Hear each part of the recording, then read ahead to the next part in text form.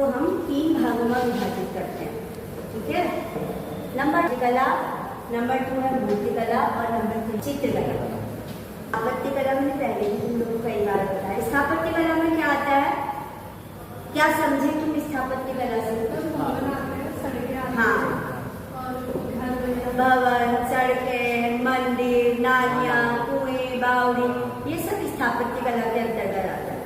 मूर्तिकला जो मूर्ति होती है, पाषाण की मूर्ति हो गई, धातु की मूर्ति हो गई, और क्या कहते हैं, धातु की मूर्ति, पाषाण की मूर्ति, एक और है मिट्टी की मूर्ति।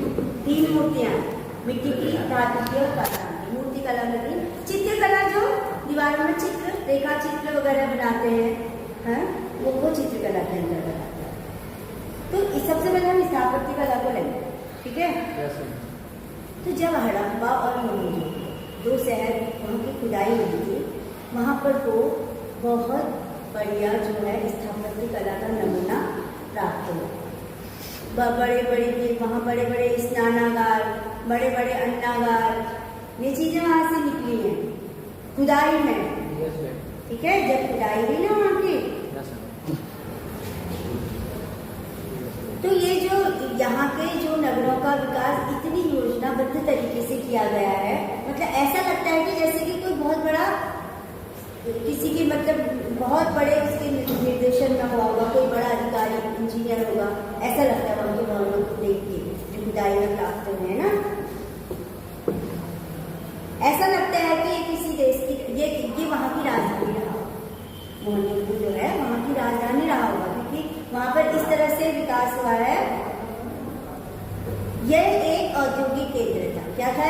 औद्योगिक केंद्र था, और अलग अलग जाति के लोग भी यहाँ पर निवास करते थे। व्यापारी, शासक, कला प्रेमी, सभी लोग वहाँ पर रहते थे। अरे इतिहासकार है अली असगर कादरी, उन्होंने लिखा है यहाँ अलग अलग जाति के लोग बसते थे। उच्च वर्ग में देखो पुरोहित, वैद्य, ज्योतिष, जादूगर को उच्च वर्ग में रखा था, और छोटे वर्ग में मछुए, मल्लाह, कृषक, दुकानदार, मिस्त्री, गाड़ीवान, चरवाहे, कुम्हार। मिट्टी के सुंदर बर्तनों से इस समय के कुम्हारों की कला का परिचय मिलता है। बहुत अच्छे अच्छे मिट्टी के, देखो उस समय के बने हुए मिट्टी के बर्तन जब खुदाई में प्राप्त, कितनी खूबसूरत, उनमें ज्यामितीय अलंकरण किया गया है, ज्यामितीय आकृतियां बनी है, फूल पत्तियां बनी है, और सजे हुए हाथों से बिल्कुल। तो सोचो कि उस समय के कलाकार कितने उत्कृष्ट कोटि के रहे होंगे। इस सभ्यता के नगर परकोटे से घिरे हुए होते थे। नगर विन्यास, दुर्ग रचना, सड़कों और भवनों के निर्माण में स्थापत्य कला की उन्नति दिखाई देती है। यहाँ के शासक धनी वर्ग कला के अनुरागी थे, कलाकारों को प्रोत्साहित करते थे। यहाँ के रत्नाकार जो थे मूर्ति शिल्प, वस्त्र शिल्प, कृषि, वास्तु शिल्प, स्वर्णकार, पहिएदार, वाहन आदि की रचना में निपुण थे। देखा कितने मतलब निपुण यहाँ के जो कलाकार थे। मोहनजोदड़ो की खुदाई में जो विशाल नगर निकला है, अब मोहनजोदड़ो की जो खुदाई हुई थी वहाँ पर एक विशाल नगर निकला, और नगर की बनावट जैसे आधुनिक नगर अब के हैं, उस समय सोचो इस तरह से नगरों की बनावट थी। बढ़िया सी सड़कें बनी, बढ़िया सी नालियाँ बनी हर घर के आगे से, कितने योजनाबद्ध तरीके से बना हुआ था।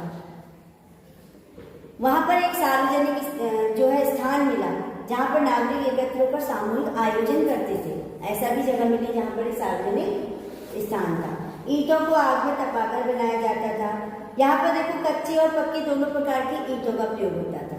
ईंटों को कैसे बनाते थे? आग में तपाकर, जो एक निश्चित आकार की होती थी। स्नानागार, रसोई, आंगन, विभिन्न कमरे, घरों में एक कुआं भी बनाया जाता था। हर घर में एक एक कुआं जैसा भी बनाया जाता था। पानी की निकासी के लिए यहाँ की जो नालियाँ हैं बहुत उत्कृष्ट कोटि की थी। ये सब कला में आता है, ठीक है। नालियाँ हैं, भवन है, स्थापत्य कला में। किसमें आता है? स्थापत्य कला में। खेती यहाँ के आजीविका का मुख्य साधन था। उचित जलवायु और नगरों के पास बहने वाली सिंधु, सरस्वती, रावी, यमुना आदि नदियों के पानी की उपलब्धता से खेती में उन्नति हुई और ये नगर समृद्ध होते चले गए। यहाँ विशाल अन्न भंडार भी प्राप्त हुए हैं। ऐसे भंडारों का विवरण मेसोपोटामिया में भी मिलता है। हड़प्पा और मोहनजोदड़ो नगरों का निर्माण वास्तुशिल्प के विधान से किया गया था। इन नगरों को की संरचना दुर्ग जैसी थी, जिनका वर्णन कौटिल्य के अर्थशास्त्र में दिया गया है।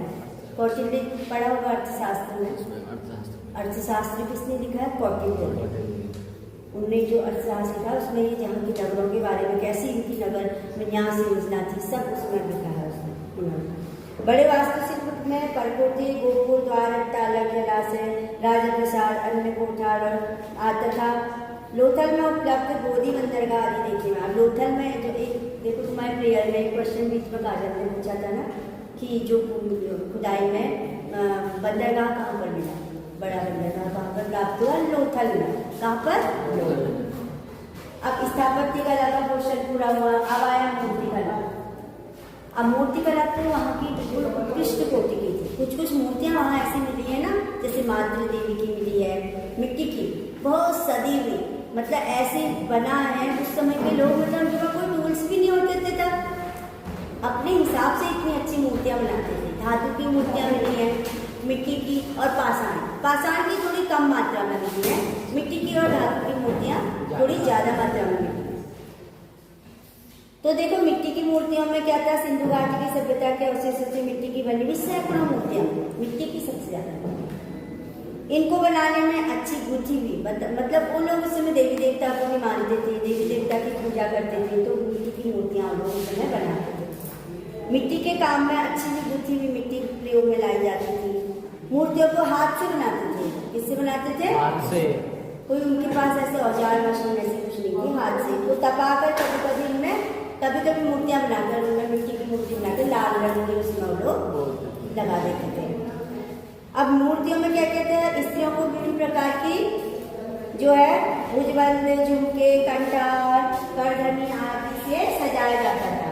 अब मूर्ति तो बनाते थे, साथ में क्या करते थे? उन्हें सजाते भी थे, आभूषण भी पहनाते थे उन्हें। तो इसका मतलब उस समय की जो स्त्रियां थी वो आभूषण प्रेमी थी। उस समय की स्त्रियां क्या थी? इस उनकी मूर्तियों से पता चलता है, क्योंकि मूर्तियों को आभूषणों से सजाया है। और बच्चों और पुरुषों को भी उस समय गहने पहने में दिखाया। अन्य खिलौनों में गहने, ताबीज, बंदर, गोलियां, चौसर की गोटियां, इसका मतलब वो लोग चौसर खेलते। चौसर की गोटियां महाभारत में देखा ना, चौसर ऐसे शकुनी मामा चौसर की फांसी डालते हैं ना, वो चीज मिली है वहां से। इसका मतलब उस समय वो लोग खेल में उसको खेलते थे। ठीक है। स्त्री आकृतियों में मातृ देवी की एवं घरेलू जीवन संबंधित मूर्तियां हैं। मातृका देवी का निर्माण धार्मिक पूजा के लिए किया जाता था। यह परंपरा राम देवी, माता देवी, शक्ति की पूजा आदि में विकसित थी। मिट्टी की मूर्तियां, मिट्टी की जो है पुरुष मूर्तियां संख्या में थोड़ी कम प्राप्त हुई। कुछ पुरुषों को सींग पहनाए हुए दिखाया है। उसमें कुछ ऐसे करते होंगे उन लोग, कोई हो सकता है कोई खेल खेलते थे उसमें सींग लगाते थे, कुछ होगा सींग पहने हुए कुछ पुरुषों को दिखाया। सिंधु घाटी से प्राप्त मिट्टी के खिलौनों में पशु मूर्तियों की संख्या सबसे ज्यादा है। ठीक है। खेती के लिए वहां पर जो बैल वाली मोहरें भी मिली है, कुछ मोहरें मिली है जिसमें बैल के आकृतियां, उसकी बैल की। खेती के लिए दूध के लिए मांस के लिए उस समाज के पशुओं का रहना जाता था। बैल इनका प्रिय, देखो आगे ना, बैल इनका प्रिय पशु था। इसे कुंवरदार भी बनाया है और बिना कुंवर भी बनाया है। एक चिड़िया गाड़ी भी प्राप्त हुई है। देखो इसका मतलब खिलौनों से लोग प्रेम करते थे, खिलौने बनाते थे जो पहियों पर चलती है। यह एक खिलौना है जिसके सिर को धागे से ऊपर नीचे उठाया और गिराया जा सकता है। एक समान मिस्र देश में भी गौनों की मूर्तियां प्राप्त हुई है। धातुओं के अलावा अब देखो धातुओं की तो बनती थी, साथ में हाथी दांत और हड्डियों से भी लोग मूर्ति बनाते थे, हाथी दांत और हड्डियों से। 1953 ईस्वी में लोथल एक जगह है गुजरात में, कहाँ पर है? गुजरात नामक स्थान में खुदाई की गई, जिसमें जानवरों की मूर्ति, मिट्टी के बर्तन एवं खिलौने, मनके, सुराही, दस्तरी, घड़ी आदि मिले।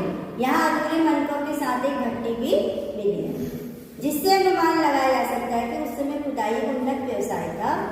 राजस्थान की कालीबंगा स्थान की खुदाई में विशाल नगर मिला है, जहाँ मकान, नालियाँ, सड़कें और स्नानागार आदि वैज्ञानिक विधि से बने। अब राजस्थान में एक जगह है कालीबंगा। क्या जगह है? कालीबंगा। मुख्य रूप से देखो ये जो खुदाई हुई है ना बच्चों, 4 इनमें मेन नगर निकले। राजस्थान में कालीगंगा, गुजरात में लोथल, पंजाब में रोपड़ और उत्तर प्रदेश में आलमगीरपुर। ये 4 जगह मेनली बहुत चीजें मिली खुदाई, जब खुदाई हुई थी ना। 1947 ईस्वी में भारत के विभाजन के परिणामस्वरूप मोहनजोदड़ो, हड़प्पा, जोकर और चालुक्य आदि स्थल पाकिस्तान में चले गए। देखो 1947 में जो ये थे मोहनजोदड़ो था वो पाकिस्तान में चला। पहले तो इंडिया के पार्ट में था ना सब। जब पाकिस्तान भारत से अलग हुआ तो हमारी कोई चीजें पाकिस्तान में चली गई ना। तो मोहनजोदड़ो भी ऐसी जगह है जो पाकिस्तान में है। चालुक्य भी है, मोहनजोदड़ो, हड़प्पा भी चला गया। देखो हड़प्पा, जोकर और चालुक्य आदि स्थल पाकिस्तान में चले गए। तो अब हड़प्पा मोहनजोदड़ो दोनों पाकिस्तान में चले गए हैं। हड़प्पा भी है, देखो हड़प्पा, मोहनजोदड़ो, जोकर, चालुक्य।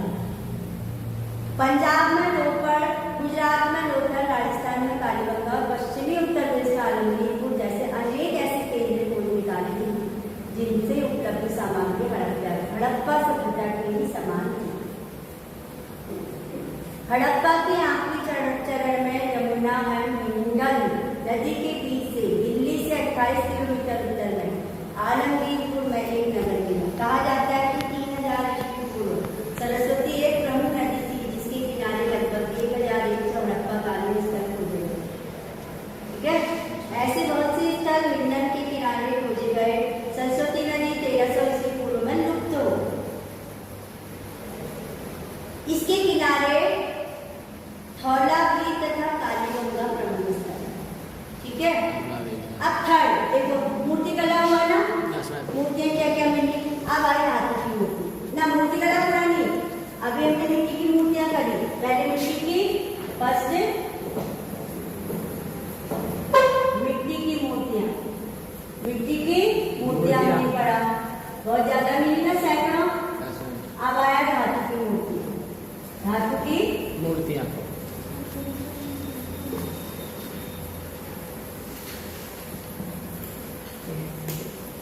अब देखो धातु की मूर्तियां बनाने का इनका एक तरीका था जिसे मधुच्छिष्ट विधि कहते हैं। तुम्हारे क्वेश्चन में भी आता है बच्चों,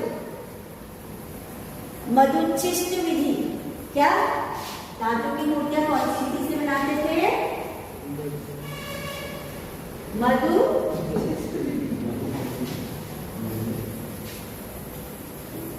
मधुच्छिष्ट विधि। अब ये कैसे क्या विधि होती है सुनो से। इसमें क्या करते थे? देखो पहले ये लोग क्या करते थे, मूर्ति को मोम से बनाते थे। किससे? मोम से बनाई मूर्ति। ठीक, फिर क्या करते थे? उस पर गीली मिट्टी लगाते थे। क्या करते थे? गीली मिट्टी लगाते थे। मोम के ऊपर मिट्टी लगाई, उसको सुखाने के लिए रखते थे। फिर उसमें एक जैसे कहीं पर से ऊपर से छेद कर लिया, मोम से बनाई, मिट्टी लगाया, छेद कर लिया। ठीक है, इसे गर्म करने से पहले मोम पिघल कर निकल जाता है। मिट्टी की परत चढ़ा ली, फिर इस प्रकार मिट्टी का खोखला साजा। अब उसमें क्या करा? मिट्टी का वो लगाया, गीली मिट्टी लगाई, उसे सुखाया। सुखाने के बाद उसमें छेद करा ऊपर से और फिर गर्म करा और मोम को पिघलाया। क्या करा? मोम को पिघलाया। मोम पिघल गया। इसमें अब जो मोम तो पिघल गया, अब धातु को गर्म करके उसमें डाला मूर्ति में। तो अब मोम की जगह पर क्या आ गई? धातु। जब वो सेट हो गया, गर्म हो गया, सूख गया, उसके बाद उस बाहर की मिट्टी को हटा दिया। तो किसकी मूर्ति बनके तैयार हो गई? धातु। पहले मोम की बनाई, मिट्टी चढ़ाई, सुखाया, उसमें छेद करा, धातु गर्म करके धातु उसमें डाला, धातु की मूर्ति बन गई। ठंडा होने पर मिट्टी के सांचे को तोड़कर मूर्ति को निकाल दिया। इस मूर्ति की अतिरिक्त धातु को फिर उसको पतले कोई औजारों से खुरच के साफ करके उसको बढ़िया से साफ कर लिया। ऐसे बनाते थे वो धातु की ना। अब आई इसकी मूर्तियां, पाषाण की मूर्ति।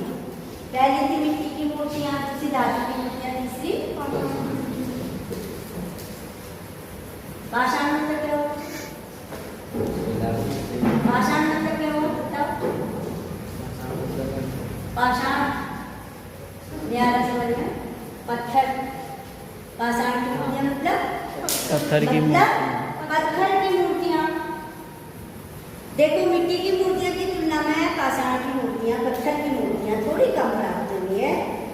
इनमें 11 मूर्तियां मोहनजोदड़ो से और 2 मूर्तियां हड़प्पा से मिली हैं। इन मूर्तियों का निर्माण अलाबास्टर, सेठखड़ी, चूना पत्थर, बलुआ पत्थर, सलेटी पत्थर से हुआ है। ठीक है। इन मूर्तियों में मोहनजोदड़ो से प्राप्त नरमस्तक, अब देखो ये है नरमस्तक, खाली मस्तक मोहनजोदड़ो से प्राप्त, खाली सिर से। ठीक, एक तो ये मिली है। पुरुष आवक्ष, यानी आवक्ष मतलब यहाँ तक, वक्ष तक, पुरुष आवक्ष मिली है।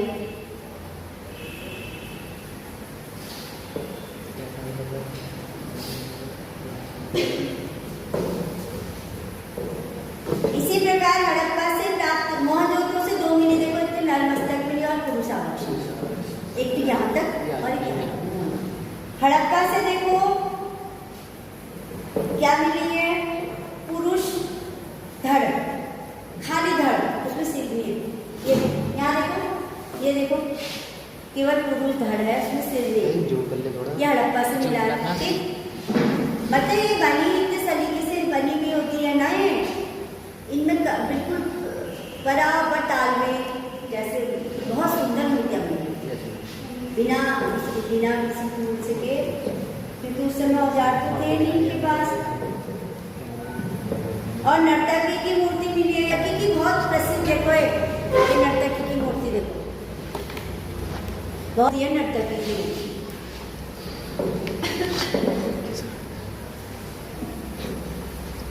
नरमस्तक या नरशीस का माथा ढलवा ऊंचा है, पीछे जूड़े जैसे केस सज्जा है। ये देखो, ये है ना जूड़े की जैसी केस सज्जा है पीछे से इसमें।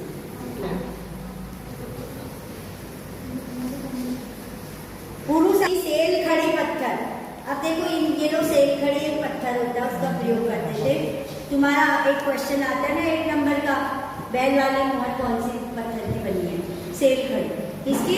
सेल खड़ी। सेल खड़ी एक पत्थर है, सेल पत्थर, खड़ी, सेल खड़ी, पत्थर, सेल खड़ी पत्थर। बाकी बलुआ पत्थर, चूना पत्थर, अलाबास्टर, ये सब पत्थर हैं, इनसे भी बनती है। दाढ़ी कटी हुई मूर्ति का पुरुष एक शॉल ओढ़े हुए है। ये देखो ये मूर्ति है, शॉल ओढ़े जैसे दिखाया है, ये देखो है ना, दिख रहा? दाढ़ी कटी हुई है, सीधी रेखाओं में बनी है, मुंह साफ है, इसके माथे और भुजा का फीते से बधा हुआ एक गोल आभूषण है, माथा पीछे की ओर ढलवा है, आंख नाक के अगले भाग पर केंद्रित है और गर्दन मोटी है। हड़प्पा, लेकिन ये लिपि आज तक पढ़ी नहीं गई है। लिपि मतलब जैसे हमारी देवनागरी लिपि है ना, हम पढ़ते हैं, लिखावट होती है, इसको लिपि बोलते हैं। कुछ लिखा हुआ ऐसे रेखाओं से, ये लिपि को आज तक पढ़ा नहीं गया है, ठीक है। लेकिन वो लोग जानते थे कुछ ऐसा पढ़ना लिखना ना, मोहरों में लिखा